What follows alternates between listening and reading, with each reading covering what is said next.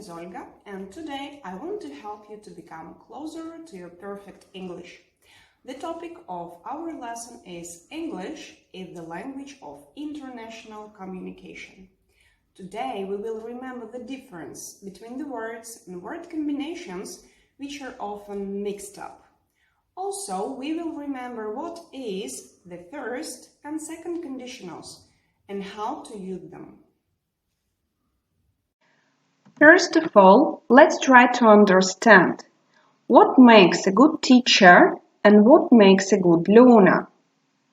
You have a minute to organize the following phrases according to the headings: a good teacher and a good learner. Makes good progress. A good listener. Good at explaining things. Uses modern methods. Concerned about students. Always marks homework on time.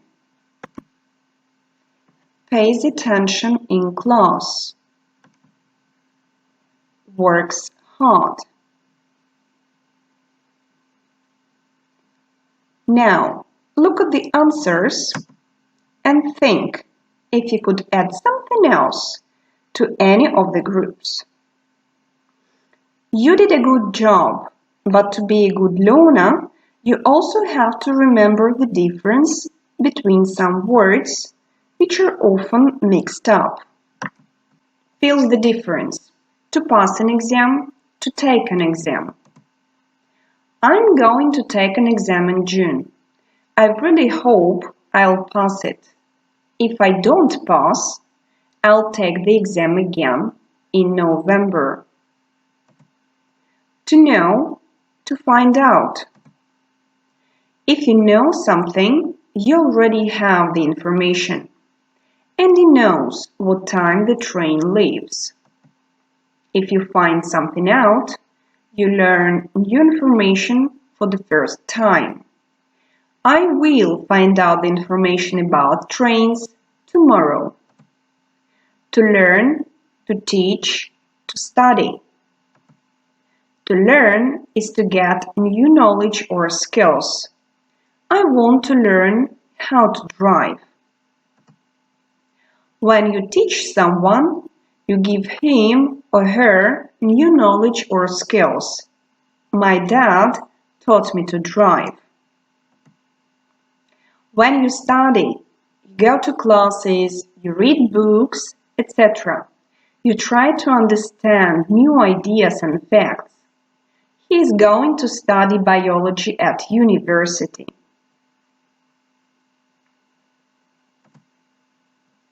You may have noticed that all the examples I gave you had conditional sentences in them. So let's try to remember everything you know about the first and second conditionals. Which conditional is used for future results, predictions, promises, threats, and warnings? And which conditional is used for unreal situations in the present and for the situations that are unlikely to happen in the future?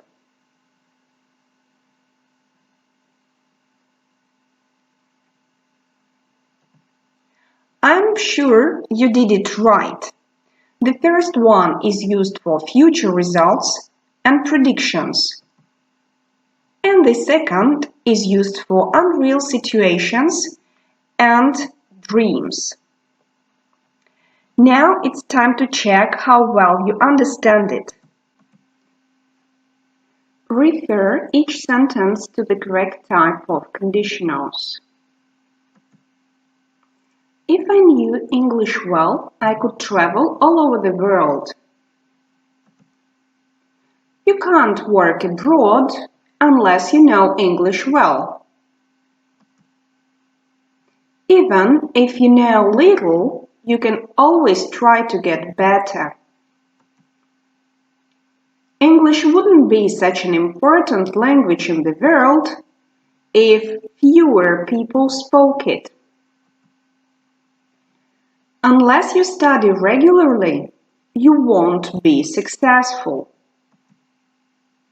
I would do my best, even if it was just a game.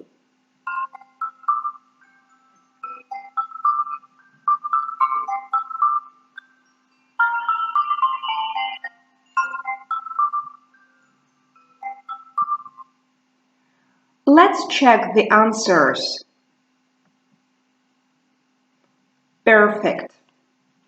What you should also remember is that a clause may start not only with if, but also with even if or unless, which means if not. We have some time now to practice using these conjunctions. You have 2 minutes to do that.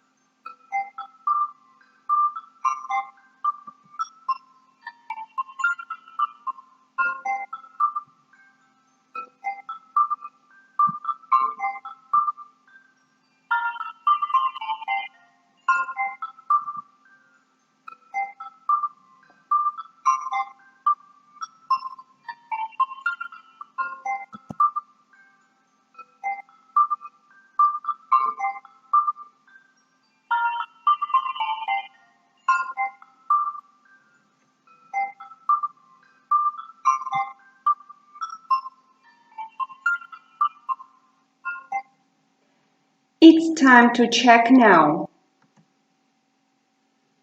Great job! You should also remember that you could use different modals if the future result is not certain.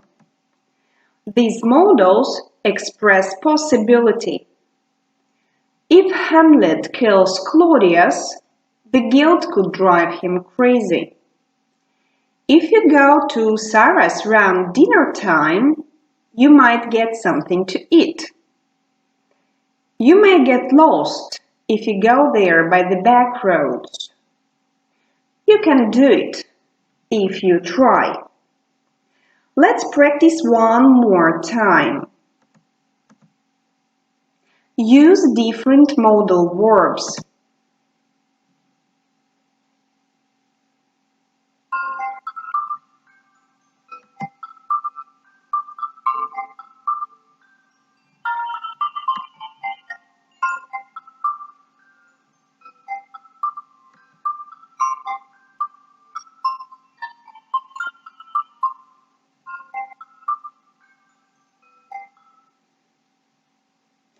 And now checking.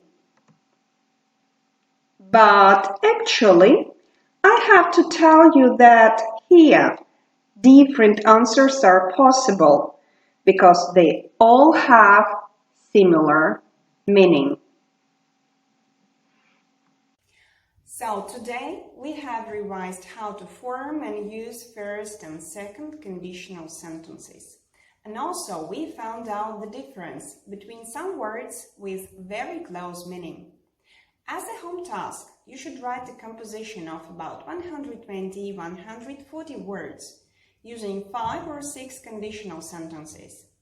You should start your composition with the phrase, "If people all over the world could speak one language." Good luck!